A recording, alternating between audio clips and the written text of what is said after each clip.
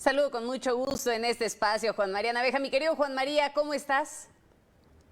Con el gusto de saludarte en plena vía pública, pero aquí me tienes junto Se- contigo y el auditorio de Mega Seguro Noticias. te fuiste a dar una vuelta para ver cómo anda la vacunación y todo eso, con eso de que ya se está aplicando la tercera dosis.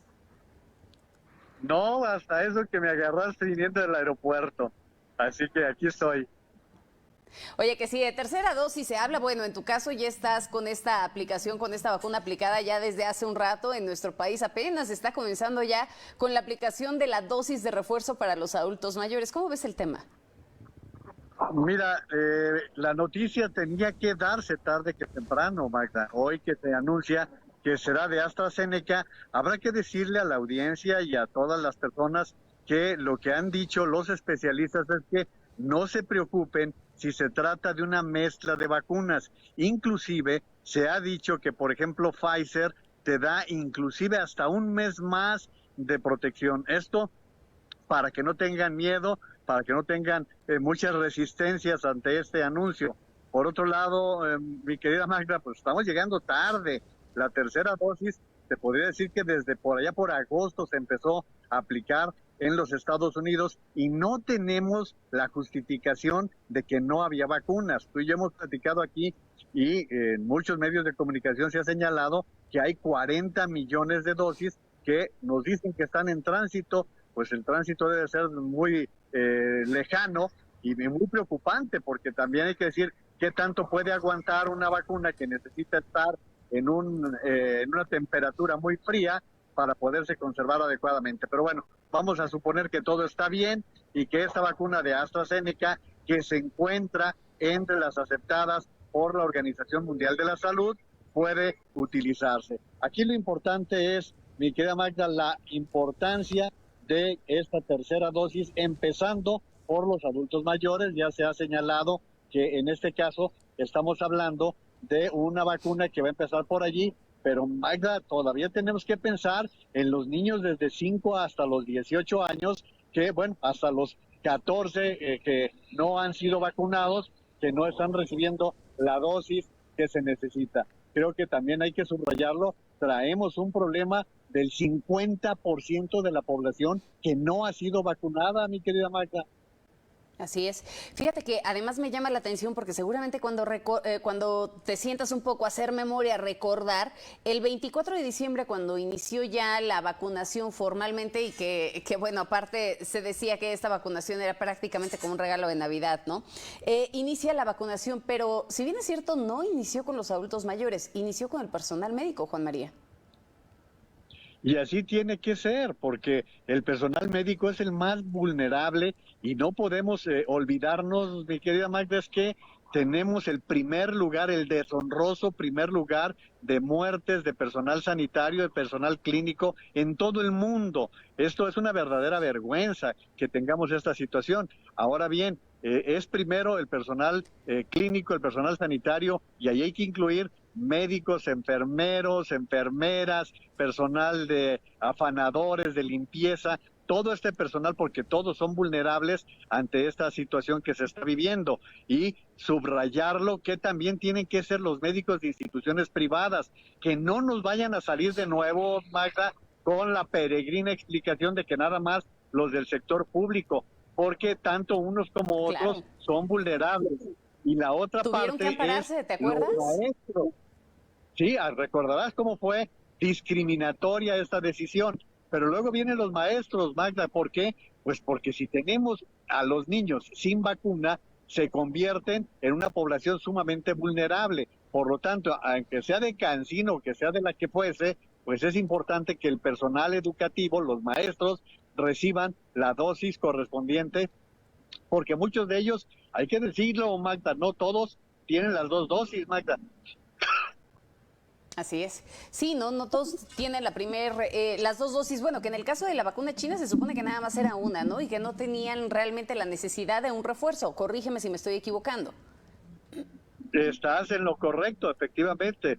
Tanto la Sinovac como la CanSino se había dicho que era una sola dosis, pero ahora se requiere el refuerzo y el refuerzo pues tiene que llegarle también a los maestros. Por esto que estamos comentando, los niños que no están vacunados están ante el influjo de que pudieran contraer la vacuna y llevarla a las escuelas con las consecuencias que esto puede significar. Mira, la buena noticia la dio ayer el doctor Anthony Fauci, el principal asesor clínico del presidente Biden, en el momento en que dijo que el Omicron probablemente no sea tan contagioso como se suponía en un principio, y que estemos hablando de que Delta sigue siendo la preocupación. Entonces, pues nosotros no sabemos de variantes, Magda, lo que sabemos es de la urgencia de que se vacune la tercera dosis, y que pues hay personas que no han recibido ni una dosis y que es importante que la reciban, como aquellos que necesitan la segunda parte. Repito, Magda, tenemos nada más el 51% de la población totalmente cubierto con 2 dosis, mi querida Magda. Sí, por supuesto, estas dosis de refuerzo que ya urgen y que sin duda me parece que también pusiste el dedo en la llaga, Juan María, el asunto de los niños, ¿no? Que sigue siendo una de las grandes preocupaciones para los padres de familia, muchos de ellos inclusive que se negaron a poderlos llevar a los salones de clases, justamente por esa parte, ¿no? Porque no se contaba con la vacuna, porque todavía estaban en un momento importante o álgido de la pandemia de COVID-19. Déjame poner este tema de lado, Juan María, y ahora irme a los asuntos políticos del país, que no puedo omitir preguntarte. Sigue dando de qué hablar este caso de la Unidad de Inteligencia Financiera de su extitular Santiago Nieto y Alejandro Gertz Manero, el fiscal general de la República.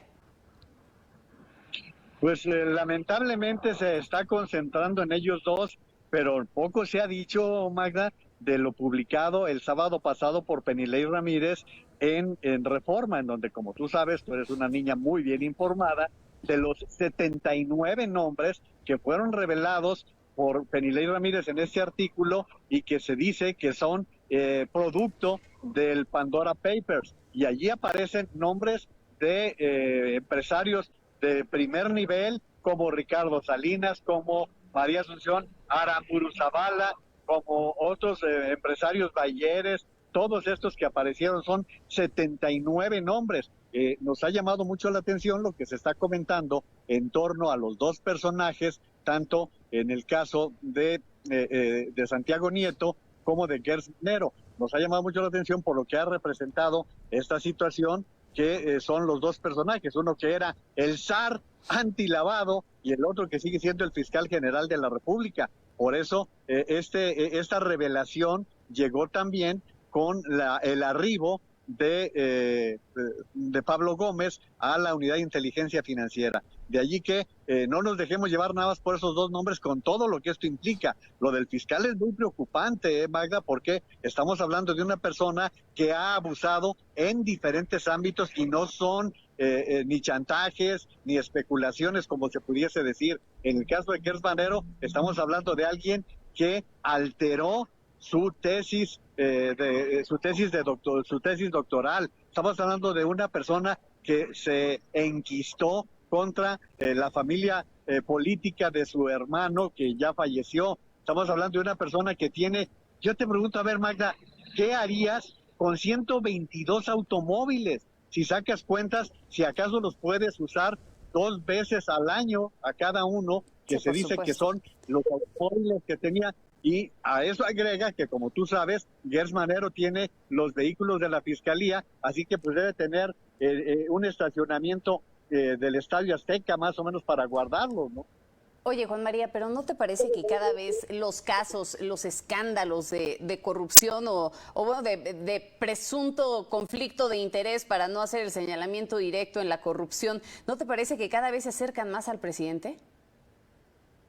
Bueno, están cerca del presidente, Magda, porque comentamos el día de ayer lo que sucedió entre sábado, lunes, y yo no lo agregué, lo que sucedió días antes, cuando se descubrió todo lo relativo a los posibles conflictos de interés de por lo menos uno de los hijos del presidente de la República, el conflicto de interés con Sembrando Vidas y con esta empresa. Y como decías tú ayer, nadie está acusando de corrupción. ante esto lo que se está señalando es que se aclare, que se investigue un tema tan importante, tan relevante, porque no perdamos de vista que el tema que le dio la presidencia a Andrés Manuel López Obrador fue la lucha contra la corrupción y como tú dices, cada vez se encierra más, cada vez son más las personas cercanas al presidente de la República, tanto por la propia familia como aquellos que se encuentran